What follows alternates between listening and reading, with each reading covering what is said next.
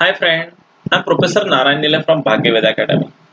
और आज हम देख रहे हैं फ्रेंड इकोनॉमिक्स का थर्ड लेसन, जिसका नाम है मनी एंड क्रेडिट।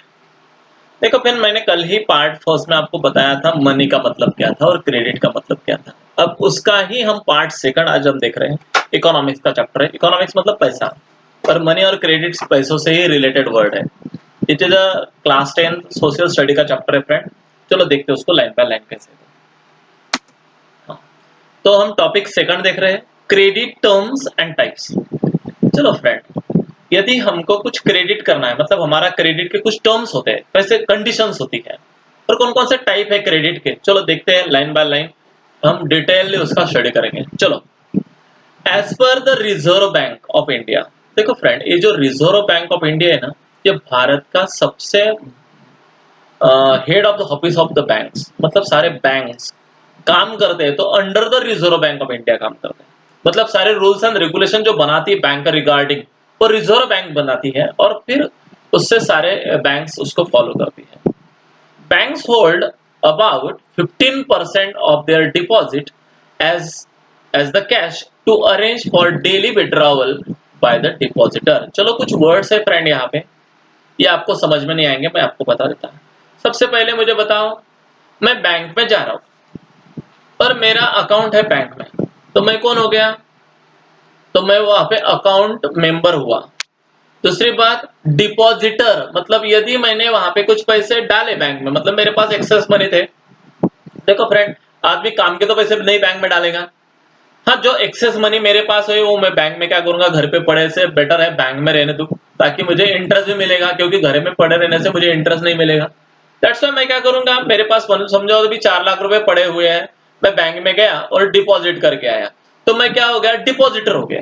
ध्यान में रखना है। फिर बैंक मेरे पैसे लेंगी, ओके, और उन पैसों में से जो कैश ली है मेरे से, उन पैसों में से 50% वो उसके पास रखेंगे। अभी 1 लाख के 50% मतलब 15,000। अभी 4 लाख के 50% मतलब 60,000। वो बैंक में रहने देंगे। क्या करने के लिए रहने देंगे? कुछ लोग विड्रॉल करने आते हैं, उनको देने के लिए। फॉर एग्जाम्पल, एक पहला आदमी था, मेरा दोस्त है राजेश। उसने भी क्या किया, बैंक में 4 लाख रुपए डिपॉजिट किया, मैंने भी 4 लाख रुपए डिपॉजिट किया। उसके 60,000 और मेरे 60,000 15% से बैंक में क्या रख दिया, हमारे पास रख दिया। कल राजेश को फ्रेंड, कुछ उसकी माँ बीमार हो गई राजेश की, तो बैंक में गया और उसने बोला कि मुझे 50,000 रुपए चाहिए। तो बैंक तुरंत उस पैसों में से 60% जो उनके पास रखे थे, उन पैसों में से उसको विड्रॉल कर देगी। अभी विड्रॉल का मतलब क्या है? विड्रॉल का मतलब होता है अपने पैसे बैंक में से क्या करना, विड्रॉ करना, मतलब निकालना।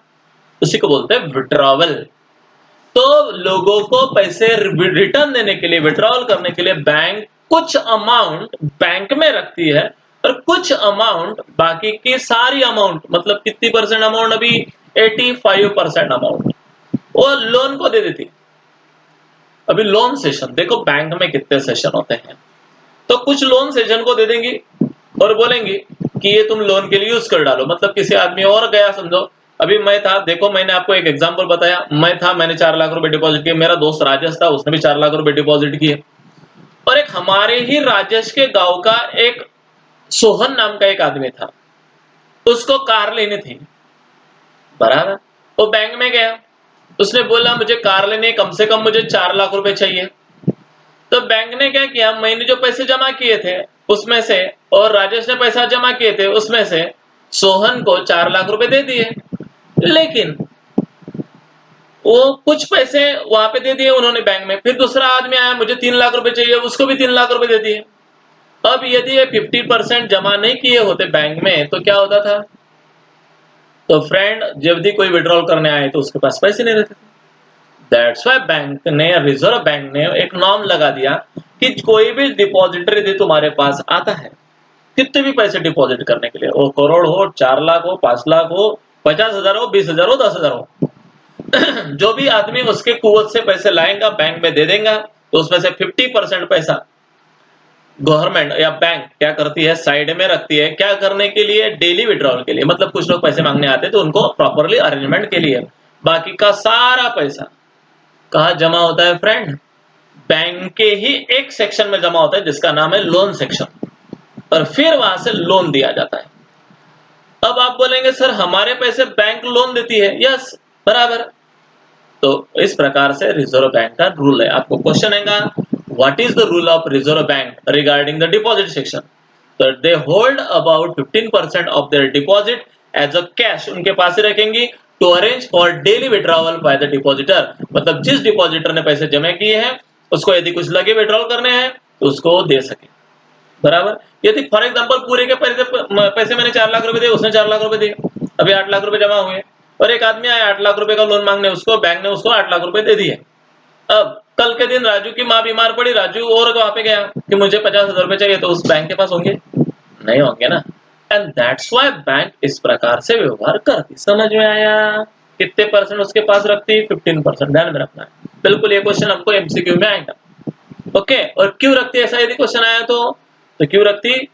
To deposit, to arrange the for daily withdrawal by depositor, depositor से कुछ लेना है तो उसके लिए रखते। Okay, full and final understand हुआ? जाओ आगे नेक्स्ट।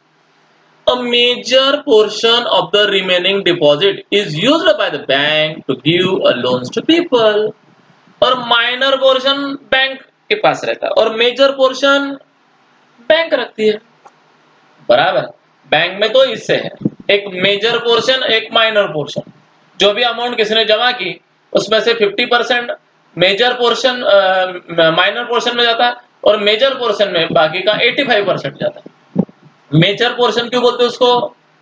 क्योंकि ज्यादा हिस्सा है ना वो, 85% और 15%, बराबर। 85% काय में जाता है? लोन के लिए जाता है। मतलब जिन लोगों को लोन की रिक्वायरमेंट, मतलब देखो सब लोगों के नीड्स कंप्लीट कर रही है बैंक। मतलब यदि किसके पास एक्सेस मनी है तो उसके भी पैसे ले रही है और उसको इंटरेस्ट दे रही है, और जिसको नीड है उसको वो पैसे क्या कर रही है? एज अ लोन दे रही है। तो कितना वर्क अच्छा है बैंक का? Yes, very good work of the bank. Bank बहुत अच्छा काम करती है बैंक। इंटरमीडिएटर का काम करती, इंटरमीडिएटर का। और बैंक के ऊपर सबका क्या है? विश्वास है, क्योंकि वो गवर्नमेंट है, बराबर। गवर्नमेंट की बैंक है, यानी बैंक का कुछ हो गया है तो गवर्नमेंट हमारे पैसे क्या करती है? हमको रिटर्न करती है, जिम्मेदारी लेती है गवर्नमेंट हमारे पैसों की, बराबर। यदि फॉर एग्जांपल मैं है डिपॉजिटर, मैंने बताया बैंक में डिपॉजिटर 2 लोग हैं हम, राजेश और मैं, और लेने वाला लोन सोहन है, राजेश का दोस्त है। एक्चुअली सोहन डायरेक्टली राजेश के पास आता था, तो राजेश ने उसको पैसे देने चाहिए थे, लेकिन राजेश नहीं देता है। क्यों नहीं देता है? क्योंकि क्या सोहन वो दोस्त होके भी सोहन तो रिटर्न कर पाएगा पैसे? और नहीं किया तो क्या करेंगे? बैंक ऐसा, उससे जब पैसे देती है तो उससे कोलेटरल लेती है, मतलब कुछ लिख के लेती है, कुछ उसका मॉर्गेज करके लेती है। अभी यदि राजेश ने सोहन को बोला कि मुझे मॉर्गेज करके दे तेरा खेत वगैरह, तो क्या सोहन देगा? नहीं देगा, क्योंकि उसका भी राजेश के ऊपर बिलीव नहीं और राजेश का भी सोहन के ऊपर बिलीव नहीं। लेकिन राजेश का भी बैंक के ऊपर बिलीव है, सोहन का भी बैंक के ऊपर बिलीव है। ये बात मैं आपको समझाना चाहता हूं कि बैंक एज अ इंटरमीडिएटर काम करती है। क्या काम करती है? इंटरमीडिएटर का काम करती है। ओके, तो एक बात समझ में आ गई। डिपॉजिट का माइनर हिस्सा मतलब 50% हिस्सा एज अ कैश रहता है बैंक में, क्या करने के लिए? लोगों का विड्रॉल अरेंज करने के लिए, डेली विड्रॉल का। ओके, डिपॉजिटर को देने के लिए। और मेजर जो पोर्शन रहता है remaining deposit is used to bank to give the loans to the people. और ये नॉर्म्स किसने लगाए हैं? मैंने लगाए, तुमने लगाए, बैंक ने लगाए? नहीं friend, reserve Bank of India ने लगाए, जो सारे बैंक के ऊपर क्या करती है? कंट्रोल करती है, उसने लगाए। The depositor of the bank are allowed to withdraw their deposit on the demand, बराबर है। किसी ने भी समझा मैंने 4 लाख रुपए दिए और कल मुझे जरूरत पड़ी 50,000 की, तो मैं जाके निकाल लूंगा। 1 लाख की जरूरत पड़ी, जाके निकाल लूंगा, बराबर। तो बैंक मुझे वो अरेंज करके देंगे and are paid interest on their deposit, बराबर। जितने दिन मैंने रखा उसके ऊपर मुझे वो पैसे तो मेरे तो देंगे, उसके ऊपर मुझे वो इंटरेस्ट भी प्रोवाइड करेंगे जितने दिन मैंने रखा है। फॉर एग्जाम्पल मैंने 5 साल रखा, 7 साल रखा, 7 साल में चीज क्या होती है? डबल होती है। फॉर एग्जाम्पल मैंने 5 लाख रुपए रखे थे 7 साल पहले, और आज यदि मैं लेने गया तो मुझे वो 7 भी मिलेंगे और ऊपर से 7 भी मिलेंगे। क्या भी मिलेगा? मुझे इंटरेस्ट भी मिलेगा। ओके, तो बैंक ने बहुत अच्छा काम किया, यानी 7 साल में मुझे पैसे डबल करके दिए। तो आप बोलेंगे सर बैंक को क्या परवड़ा फिर? यस, बैंक ने वही पैसा मेजर पोर्शन उस पैसों का क्या करके दिया था, एज अ लोन करके दिया था, और वो भी 14% से दिया था। बराबर, यानी 14% से दिया, और मेरे को सिर्फ कितने परसेंट से दिया, 7% से। ऐसा, तो ये काम बैंक करते हैं। तो बैंक का काम है इंटरमीडिएट का। जो पैसा बीच में बचता है बैंक का, वो बैंक क्या करती है, बैंक के लोगों के पेमेंट करती है, उनको इलेक्ट्रिसिटी लगती है वो करती है, उनको जो स्टेशनरी लगती है वो खर्चा आता है, कंप्यूटर का खर्चा आता है, प्यून वगैरह जो क्लीनिंग करने के लिए मजदूर रहते हैं, क्या टॉयलेट बाथरूम करने के लिए, सर्च करने के लिए कुछ लोग रहते हैं, उनका सारों का पेमेंट उसमें से होते रहता है। यानी लोगों, गवर्नमेंट का देखो उसमें सारी तरफ से गवर्नमेंट एक अच्छा काम कर रही है। उसमें कुछ पैसे कमाए ये पर्पज नहीं है। पर्पज एक है कि हमारा कंट्री डेवलप हो, मतलब लोगों के प्रॉब्लम सॉल्व हो, लोगों को एम्प्लॉयमेंट मिले, और जो मनी है वो मार्केट में घूमता रहे। बराबर, that was the purpose of the bank. तो ये the borrower taking the loan to repay it to the bank along with interest. और जो बोरोवर रहता है, मतलब व्हाट इज बोरोवर, पहले मैंने बोला डिपॉजिटर। देखो अपने चार कॉन्सेप्ट सीख लिया आज। बैंक होल्डर, मतलब मैं बैंक होल्डर हूँ, मतलब मैं बैंक अकाउंट में होल्डर हूँ, मतलब मेरा बैंक में अकाउंट है, इसको बोलते हैं बैंक अकाउंट होल्डर। ओके, मैं बैंक में पैसे डालने गया तो मैं हो गया डिपॉजिटर। ओके, मैं पैसे डाला तो हो गया डिपॉजिट। मैंने यदि पैसे निकाला तो हो गया विड्रॉवल। बराबर, ये दो चीजें हमने सुनी, बिल्कुल क्लियर हो गई। अब इंटरेस्ट सुना हमने, इंटरेस्ट मतलब जब मैंने पैसे रखे थे उसके ऊपर मुझे ब्याज मिला। ओके, बोरोवर मतलब जो लोन लेता है उसको बोलते बोरोवर, कर्जदार उसको बोलते बोरोवर, समझो। बोरोवर क्या करता है, लोन लेता है तो बैंक को रिपे करने की गारंटी देता है, और उससे जरा ज्यादा इंटरेस्ट लेती है बैंक बोरोवर से। ओके, नेक्स्ट देखो, ये बैंक है, पिक्चर देख लो जरा, ये बैंक, ये देखो ये लोग क्या कर रहे हैं, सब डिपॉजिटर है। डिपॉजिटर मतलब समझता, यानी बैंक में पैसे डाल रहे हैं। देखो, people who make deposit, that is called the depositor. डाला, और यदि पैसे उन्हीं लोगों ने कुछ कुछ दिनों के बाद में पैसे निकाले तो उनको बोलते विड्रॉवल। विड्रॉल करते समय विथ गेट इंटरेस्ट, उनको क्या भी मिलेगा, इंटरेस्ट भी मिलेगा। ये हो गया एक साइड। अब पैसा जमा हो गया इधर, उसमें दो हिस्से पड़ गए, एक मेजर हिस्सा और एक माइनर हिस्सा। मेजर हिस्सा जो लोन पे जाएगा, और माइनर हिस्सा जो विड्रॉल लोग करेंगे 15%। अब 85% क्या करें, people will take the loan, यानी लोग यहाँ से क्या लेंगे, लोन लेंगे। किसी को मकान बनाना है, होम लोन लेगा, किसको व्हीकल लेना है, व्हीकल लोन लेगा। बराबर, किसी को कुआं बनाना है, लोन लेगा, किसी को क्रॉप क्रॉप लगाना है, मतलब खेत में, वो क्रॉप लोन लेगा। यानी जैसा चाहिए according to the need of the public, लोग क्या लेंगे, लोन लेंगे। और कुछ दिनों के बाद लिया हुआ लोन लोग क्या करेंगे, रीपे करेंगे, मतलब जहां से लिया था वहां से दे देंगे, लेकिन उनको क्या भी देना पड़ेगा, इंटरेस्ट भी देना पड़ेगा। और ये इंटरेस्ट इस इंटरेस्ट से दुगना रहेगा। ये हो गए बोरोवर। बोरोवर मतलब पैसे लेने वाला, डिपॉजिटर मतलब पैसे देने वाला। ये समझ में आया आपको बैंक? यस, ये समझ में आया। और इस बैंक के ऊपर कंट्रोल करती है कौन सी bank, Reserve Bank of India. Okay, तो चलो नीचे आ जाओ अभी। The interest charges on the loan is more than the interest paid by the bank on the deposits। Underline करना सेंटेंस के नीचे, बहुत महत्वपूर्ण है। जो लोन लेने वाला होता है उसको ज्यादा इंटरेस्ट देना पड़ता है, और जो डिपॉजिटर होता है बैंक उसको कम इंटरेस्ट देती है। मतलब डिपॉजिटर मैं था तो मुझे कितने मिले, 7%, लेकिन फिर भी मैं भी खुश, क्योंकि घर पे पड़े रहने से बेटर है बैंक में तो डाल दिए मैंने। घर में पड़े रहेंगे तो क्या मुझे 4 लाख के 4-7 सालों में मुझे 8 लाख मिल सकते थे, नहीं मिलेंगे। उल्टा वो 4 वो भी चले जाएंगे। मतलब कोई आया होगा कि भाई मेरे को जरा नीड है, जरा 1 लाख रुपए दे दे, मैं दे दूंगा। मेरा दोस्त आया, भाई मेरे को आज 1000 रुपए की जरूरत है, मैं उसमें से निकाल के दे दिया। दूसरा आया, भाई मेरे पिताजी आ गए, भाई मेरे को खेत में जरा ऐसा ऐसा काम करना है, जरा बेटा 5-10 हजार रुपए दे दे, मैं वहां से निकाल के। 1 साल में शायद, या 2 साल में, या 3 साल में मेरे पास जो 4 लाख रुपए थे वो सब क्या हो जाएंगे, ऐसे वैसे चले जाएंगे। बीवी बीमार पड़ेंगी उसके लिए मैं दूंगा, बच्चे को स्कूल का फीस दूंगा, ट्यूशन की फीस दूंगा, उससे क्या हो जाएगा, मेरे पास का 4 लाख रुपए खर्चा हो जाएगा। लेकिन यही पैसे मैंने बैंक में डिपॉजिट कर डाले और 7 साल के लिए भूल गया कि मैंने यहाँ पे डाला है, और दूसरे मैं खुद को काम करता रहा हूँ, फिर उन्हीं काम में से मैं पूरा घर खर्चा चलाता रहा। वो बैंक में मैंने क्या कर दिया, सेविंग करके रखा। 7 साल में क्या हो जाएंगे वो, 4 लाख से 8 लाख बन जाएंगे। यानी मैं खुश हो गया कि चलो मुझे बैंक ने क्या दिया, इंटरेस्ट दिया। लेकिन बैंक भी खुश हो जाती है, लोन लोन लेने वाला भी खुश हो जाता है कि चलो मुझे बैंक ने, मेरे पास कुछ भी 1 लाख रुपए भी नहीं थे और बैंक ने मुझे 4 लाख रुपए लिए। बैंक से 4 लाख रुपए लेता है, वो कुछ तो भी क्या बनाता है, कुआं वगैरह बनाता है खेत में। 2 लाख कुएं को लग गए, पूरे पाइप बेप लाया, मोटर बीटर पंप लाया, उसके लिए 1 लाख रुपए लग गए। 1 लाख रुपए उसके पास बचा है। उसने 1 लाख रुपए का क्या किया, फिर अच्छा सा HYV सीड्स वगैरह लाया और उसने मस्त की खेत में क्या किया, बोया, और फिर वहां पे बनाना वगैरह लगाया अच्छे से और पानी मस्त दिया। 1 साल के बाद में उसी खेत में उसको 8 लाख रुपए का बनाना होगा। तो अब क्या किया उसने, बैंक में गया और बोला ये तुम्हारे 4 लाख बराबर, और 14% से ये 14,000 ऊपर के, मतलब 1 लाख के ऊपर 14,000 रुपए दिए, मतलब 4 लाख के ऊपर कितने दिए हैं,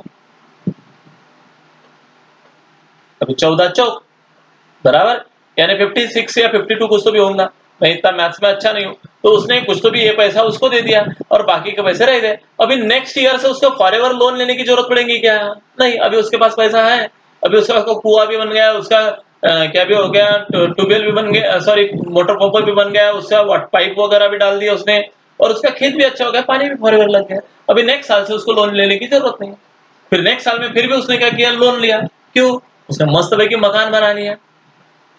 हाँ, मकान बना लेने के बाद में नेक्स्ट ईयर और उसको 8 लाख का फायदा हुआ, और बैंक में जाएगा और बैंक में गया। मतलब इस प्रकार से उसको भी एडवांटेज है।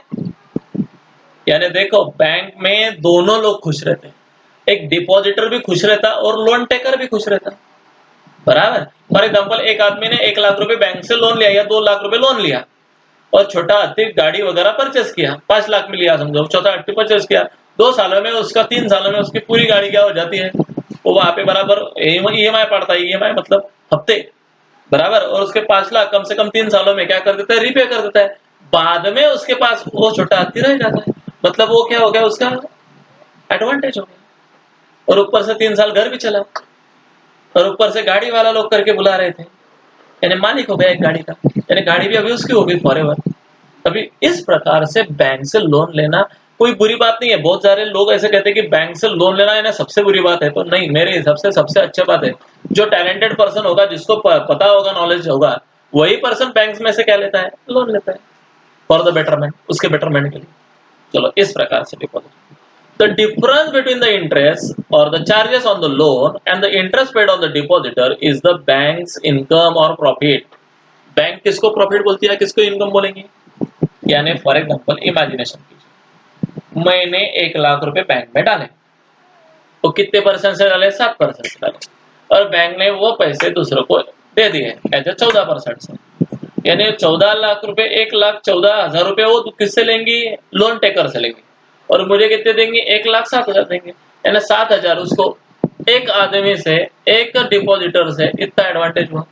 अब बैंक में एक आदमी थोड़ी डिपॉजिटर है, बैंक में हजारों करोड़ों लोग रहते हैं, ऑब्वियसली लोन टेकर भी जबरदस्त रहते हैं, डिपॉजिटर भी जबरदस्त रहते हैं। तो इस प्रकार से बैंक को होने वाला जो नफा होता है वो लाखों में होता है।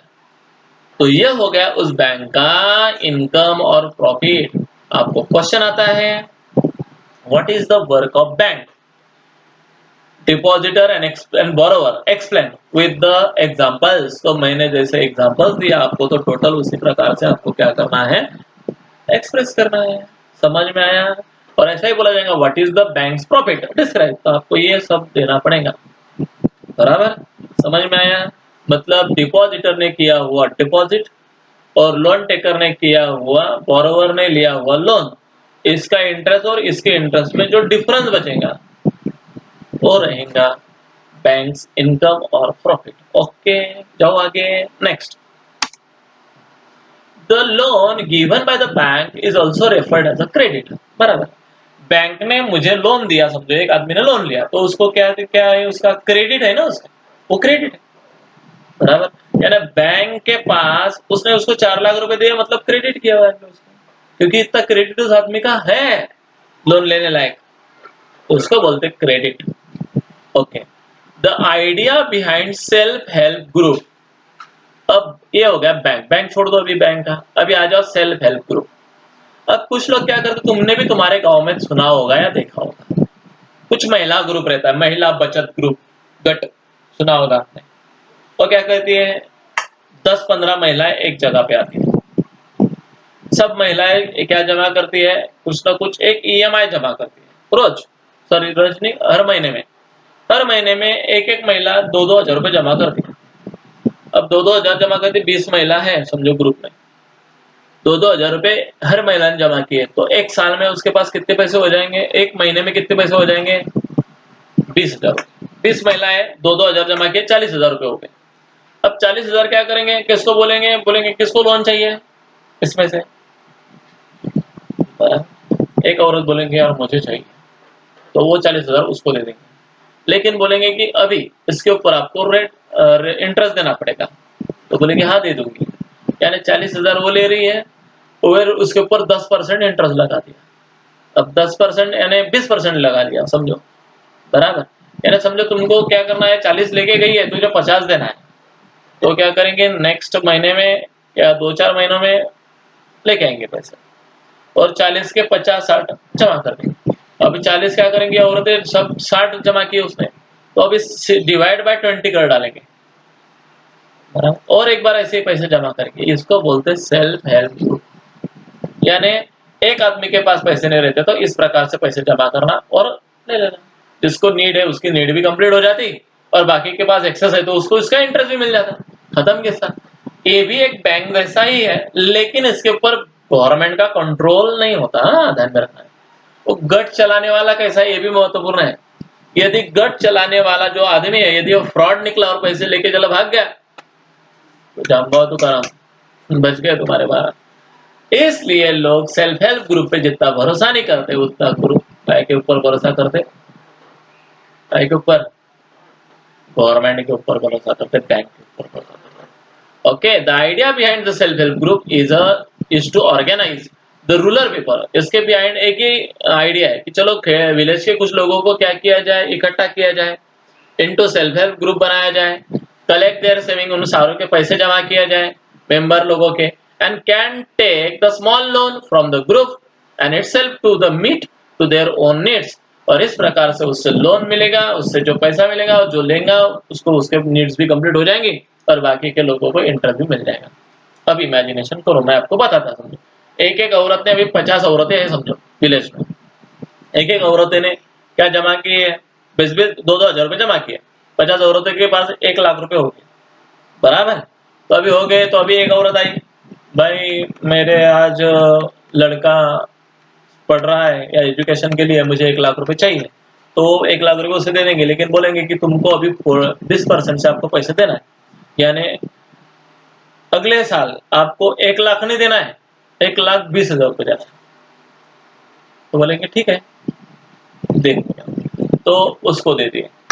अब दूसरे और नेक्स्ट मंथ में और हमने क्या किया, पैसे जमा किए, वैसे ही और 1 लाख हो गए। दूसरी और एक औरत आ गई, भाई मेरा पति बीमार है, उसको हॉस्पिटलाइज करना है, मुझे पैसों की जरूरत है, क्या तुम मुझे पैसे दोगे, हम और दे देंगे उसको, चलो ले लो, बराबर। उसने भी दिए, उसको भी बोलेंगे अब नेक्स्ट साल में आपको उसको 1,20,000 रुपए देना है। अब 1 साल के बाद में क्या होगा, सब पैसे लोगों के आ जाएंगे हमारे पास। फिर अभी सबके 1,20,000 तैयार हो गए, एक्चुअली हमारे थे एक एक एक एक एक एक एक, बराबर। अभी समझो 10 लोगों ने पैसे लिए थे, 10 लोगों के 20-20 हजार रुपए हमारे पास क्या आ गए, एक्स्ट्रा आ गए, बराबर।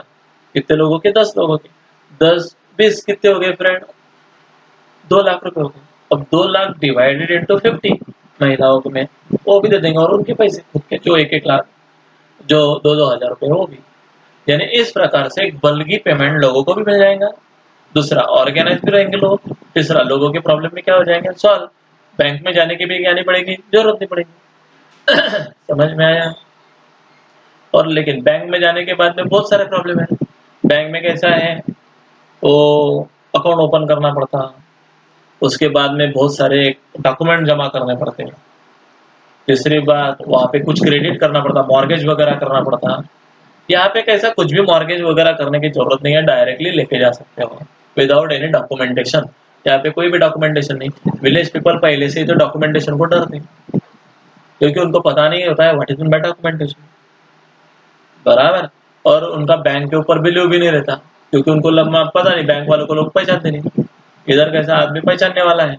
लेकिन वो जो ग्रुप चलाने वाला है वो अच्छा होना चाहिए, सबसे महत्वपूर्ण बात। नहीं तो आपके पैसों के कब 12 बजे देंगे आपको पता भी नहीं चलेगा। तो ये बात बहुत महत्वपूर्ण है। आगे आपको ये क्वेश्चन है सेल्फ हेल्प ग्रुप का, ध्यान में रखना। आगे, a loan or credit is subject to certain condition that the borrower must agree to। बराबर है, लोन देना है तो क्या लोन ऐसा आया कोई भी दे दिया लोन, ऐसा नहीं है। बैंक भी बोरोवर जो होता है, यानी लोन जो लेता है उसको बोरोवर बोलते हैं। बोरोवर जो होता है उसकी सारी कंडीशन देख लेते, उसके सारे डॉक्यूमेंट्स देख लेते। यदि परफेक्ट है तो उसको लोन देंगी। This condition are called the term of credit. उसका क्रेडिट देखेंगे अच्छा है क्या, पहले उसको पूछेंगे तेरे पास क्या है। समझो, मैं गया बैंक में तो मुझे बैंक पूछेगी क्या है तेरे पास, मैं बोलूंगा साहब मैं लेक्चरर हूँ कॉलेज में, इतना इतना मेरा पेमेंट है। वो बोलेंगे ठीक है सैलरी स्लिप ला। बराबर, मतलब झूठ भी नहीं चाहेगा, सिर्फ कहना नहीं है। डॉक्यूमेंटेशन की बिलीव करने वाली बैंक होती है। और पहले मेरा क्या देखेंगी, सैलरी स्लिप देखेंगी। सैलरी स्लिप के ऊपर ओके 1 लाख रुपए उसका 1 महीने का इनकम है, तो फिर ये आदमी 12 लाख रुपए महीने के 1 साल के कमाता है, तो इसको 60 लाख रुपए लोन देना कोई प्रॉब्लम नहीं है। समझ में आया। अकॉर्डिंग टू द इनकम वो हमको क्या देते हैं, लोन देते हैं। यदि मैंने बोला नहीं मैं कुछ नहीं करता, मैं सिर्फ घर पे बैठा रहता हूँ, अब मुझे लोन चाहिए 50,000 रुपए, 1 लाख रुपए, तो बोलेंगे घर पे जा निकाल कमा आने दे। यानी क्रेडिट होना चाहिए। जो टर्म्स एंड कंडीशन रहते हैं, सर्टन कंडीशन होते हैं, बोरोवर को मस्ट एग्री करना पड़ता है, तो उसी कंडीशन को बोला जाता है क्रेडिट, उसी का नाम है क्रेडिट।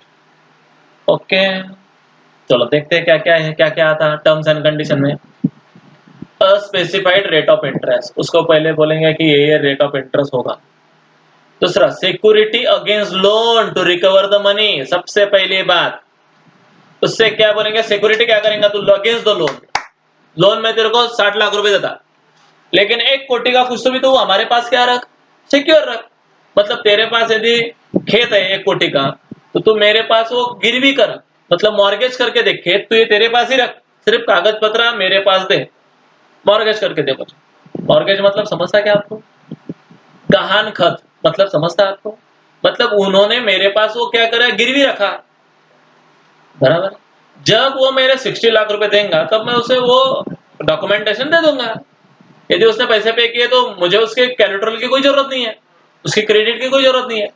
यदि उसने नहीं दिए तो मैं वो खेत क्या करूंगा, बेचूंगा, उसमें से मेरे 60 लाख रुपए निकाल लूंगा, और बाकी के 40,000 जो हो रहेंगे वो उसको, मैं 40 लाख वो मैं उसको दे दूंगा। खत्म किस्सा, समझ में आया। तो यही बात ध्यान में रखनी है। Specified the rate of interest, एक स्पेसिफाइड रेट ऑफ इंटरेस्ट होता है। सिक्योरिटी अगेंस्ट द लोन, जितना लोन लिया उससे अगेंस्ट सिक्योरिटी लेते हैं bank. Recover the money if the borrower fails to repay, मतलब यदि बोरोवर ने पैसे नहीं दिए तो वो जो चीज उन्होंने क्या करके रखा है, हमारे पास गिरवी करके रखा है, गहान करके रखा है, वो गिरवी की हुई चीज हम उसको क्या करेंगे, ऑक्शन कर डालेंगे। What is auction, AUCTION, auction मतलब लिलाव, लिलाव करेंगे। और फिर वो जिसके पैसे आएंगे वो बाकी के पैसे बैंक, जितने बैंक है वो निकाल लेंगे, बाकी का पैसा उस आदमी को दे देंगे। उसी को बोलते हैं this security as called as a collateral, उसी को हम बोलते हैं कोलेटरल। कोलेटरल मतलब गिरवी खत, गहान खत, डॉक्यूमेंटेशन रहते हैं, मतलब कुछ भी मॉर्गेज करना। समझ में आया आप what is mean by collateral. आपको 100% क्वेश्चन आता है what is mean by collateral, explain. Bank में कोलेटरल जमा करना पड़ता, मतलब कुछ तो भी सिक्योरिटी अगेंस्ट द लोन देना पड़ता। ओके, यदि बैंक ने उसको नहीं दिया तो उसके वो वहां से पैसे कमाते हैं। अब फॉर एग्जांपल मैं बैंक में गया, मुझे 1 लाख रुपए पेमेंट है, मुझे सैलरी स्लिप जमा करने पड़ेंगे और चेक जमा करेंगे बैंक मेरे से वो अकाउंट का, यानी मैंने नहीं दिए तो बराबर वो चेक मेरे अकाउंट पे डालते जाएंगे और वहां से पैसे लेते जाएंगे, मैंने नहीं भी दिए तो। यानी मेरे ऊपर एक्शन ले सकते हो, बना। ये है टर्म्स एंड कंडीशन, इसको बोलते हैं क्रेडिटर। समझ में आया? Okay. The asset accepted as a collateral, collateral करके क्या क्या एसेट होता है? एसेट का मतलब लिखो जल्दी से। एसेट का मतलब होता है प्रॉपर्टी। कुछ भी प्रॉपर्टी हमें बैंक में क्या करना पड़ता है? गिरवी रखना पड़ता है कोलेटरल करके। क्या क्या रख सकते हो तुम? ओके, तुम्हारे पास क्या है? पहली बात तो बैंक पूछेंगे, बराबर। आपने समझो मंगा कि मुझे 5 लाख रुपए का लोन चाहिए, तो बैंक बोलेंगे ठीक है देगा, दे दिया। अब आप मुझे कोलेटरल में क्या देंगे? मॉर्गेज क्या करके देंगे? तो आप बोलेंगे सर मेरा घर है 15 लाख का, वो मैं कोलेटरल में आपको देगा, लिख के देता। खत्म किस्सा, 2 मिनट में आपको 5 लाख रुपए दे देंगे। लेकिन आप बोल रहे हैं मुझे 5 लाख रुपए चाहिए, वो बोलेंगे कोलेटरल में क्या देता? आप बोलेंगे कुछ भी नहीं है, तो बोलेंगे निकल, पतली गली से निकल, हवा आने दे।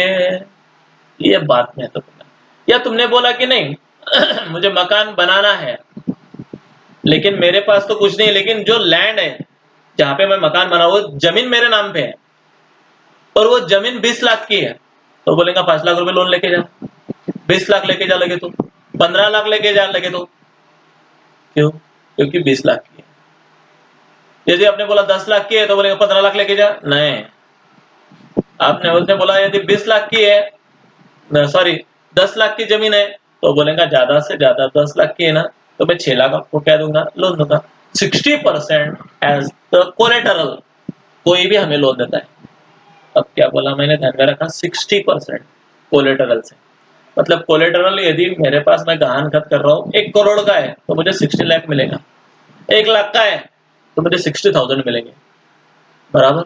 ऐसा क्यों करते हैं? ऐसा ताकि लोन से कोलेटरल ज्यादा होता है, बराबर, क्योंकि वो सिक्योरिटी होती है। यदि नहीं दिया तो ये सेल करके इससे वो पैसे ले सकते हैं। ये बात महत्वपूर्ण है।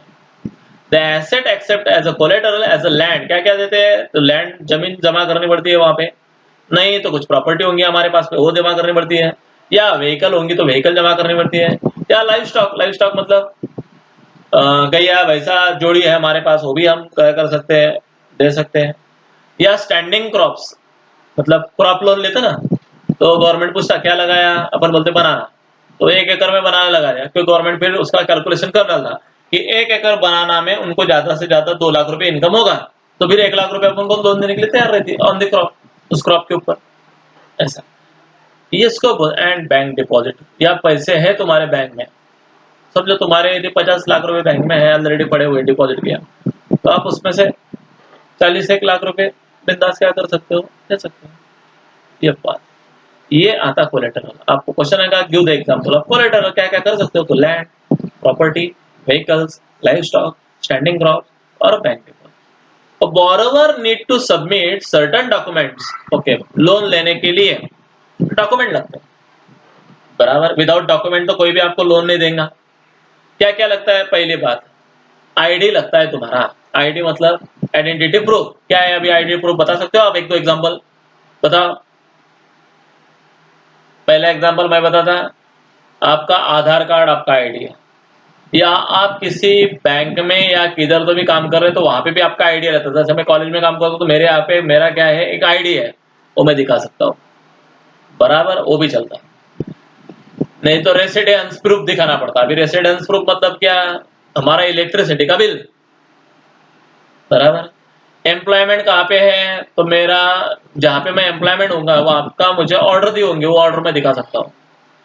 या income to avail the loan, या इनकम सोर्स दिखाना पड़ता है कि मुझे यही इनकम है। फॉर एग्जाम्पल नौकरी करेंगे तो सैलरी स्लिप आपको क्या करनी पड़ेगी? देनी पड़ेगी, तब जाके आपको लोन मिलेगा। अरे गहरे को, नत्थु गहरे को लोन मिलता नहीं है, ध्यान में रखना। कोलेटरल कुछ किया तभी आपको लोन देंगे। मतलब कोलेटरल का मतलब अभी समझ में आया क्या? कुछ तो भी प्रॉपर्टी गहन करना पड़ता है, यानी मॉर्गेज करना पड़ता है, यानी गिरवी रखना पड़ता है, उसको बोलते collateral. Okay. The lender reserve the right to sell the collateral in the case of non payment to recover the loan amount. हाँ, जिसको तुमने कोलेटरल दिया है लिख के स्टैम्प पे, वो उस कोलेटरल को कभी भी क्या कर सकता है, बेच सकता है। वो तुम्हारी एसेट है, लेकिन उसके अधिकार बेचने के उसको रहते हैं, क्योंकि तुमने उससे क्या लिए हैं, लोन लिए हैं और ये कोलेटरल करके दिया है, तो उसका अधिकार है, ऑक्शन कर सकता है आपके प्रॉपर्टी का। समझ में आया? यदि आपने क्या नहीं किया तो लोन रिकवर नहीं किया, इतनी बात है। नेक्स्ट देखो, कोलेटरल इज एन एसेट। चलो क्या क्या तुम कोलेटरल कर सकते हो, बोरोवर को ओन लैंड दे सकते हो, building, vehicle, live stock etcetera.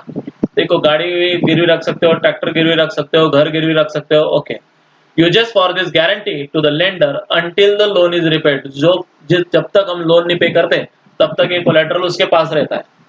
जैसे हमने लोन पे किया, कोलेटरल हमारे हमारे घर पे आ जाता है। नेक्स्ट, ओके, लोन दो प्रकार के होते हैं। ये बहुत महत्वपूर्ण क्वेश्चन है। कितने प्रकार के होते हैं? दो प्रकार के। एक फॉर्मल होता है, एक इनफॉर्मल होता है। अभी फॉर्मल बोले तो गवर्नमेंट से रिलेटेड, जहां से भी हम लोन लेते हैं उसको बोलते हैं फॉर्मल लोन है। अभी बैंक से मैंने लोन लिया तो फॉर्मल है, मैंने सोसाइटी से लोन लिया तो फॉर्मल है, मैंने किसी जनता कोऑपरेटिव सोसाइटी से लोन लिया तो वो भी फॉर्मल है। फॉर्मल का मतलब होता है यदि किसी बैंक से या रिजर्व बैंक से या किसी से मैंने पैसे लिए तो उसको बोलते हैं फॉर्मल।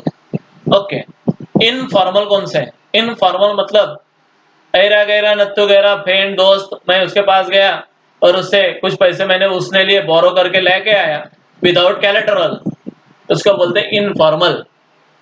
जहाँ पे कैलेटरल देना पड़ता है वहां पे फॉर्मल, जहाँ पे गहान खत या सौदा पावती या कुछ तो भी करना पड़ता है, डॉक्यूमेंटेशन लगते हैं, उसको बोलते हैं फॉर्मल।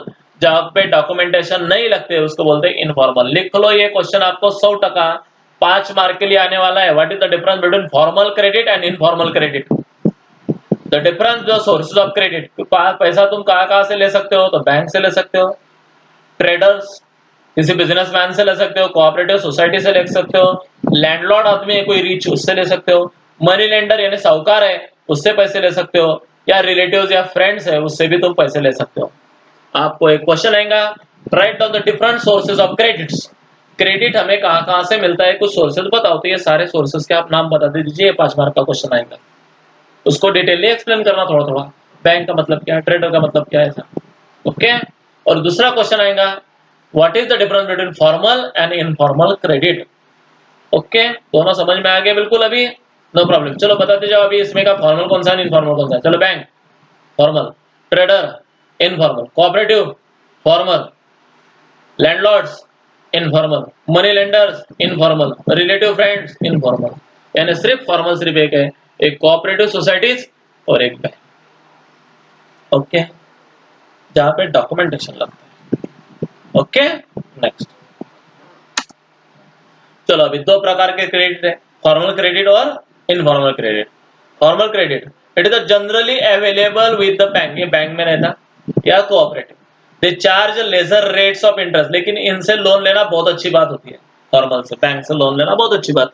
क्यों?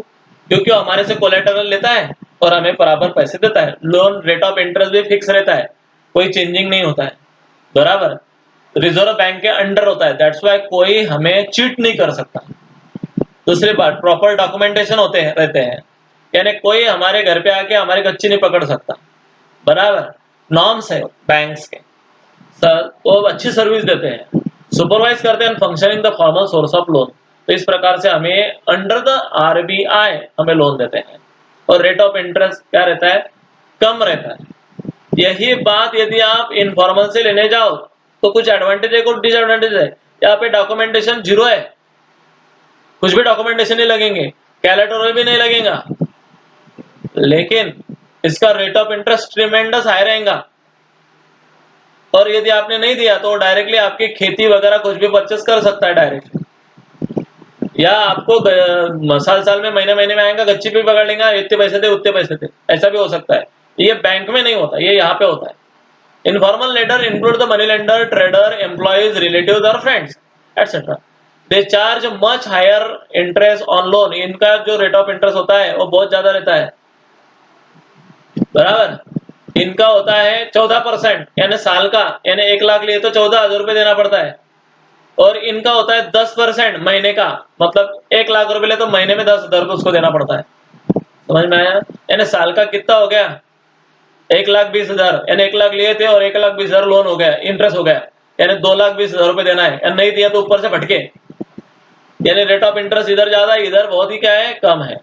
Okay, they charge a much higher interest on loan. There is no one to stop them for using the unfair means to get their money back. यदि तुमने पैसे नहीं दिए तो कुछ भी कर सकते हैं, अनफेयर मीन्स भी कर सकते तुम्हारे साथ। मतलब तुम्हारे घर पे आके उठा के लेके भी जाएंगे, पीटेंगे भी, हाथ पैर तगड़ा निकाल के भी लेके आएंगे, या तुम्हारा कुछ घर से चीज लेके जाएंगे और नहीं देंगे, यानी हाथापाई पे आ जाएंगे, लेकिन ऊपर के नहीं।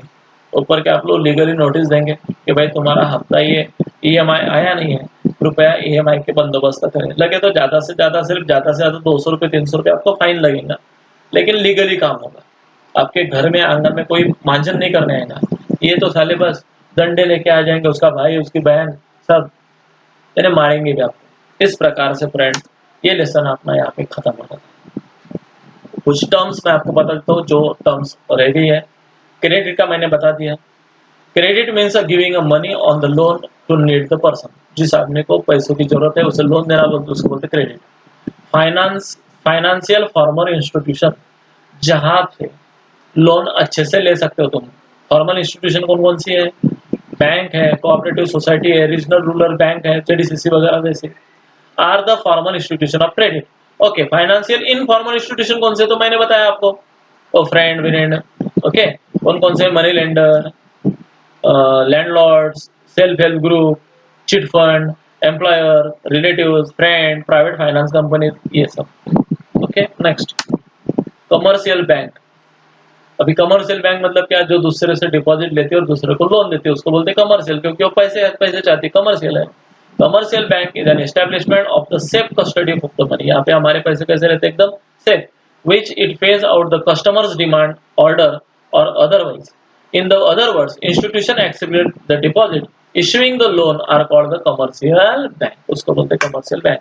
ये आपको कम से कम 2-3 मार्क के लिए क्वेश्चन आएगा, what is my commercial bank, और एक्सप्लेन एग्जांपल तो आपको देना है।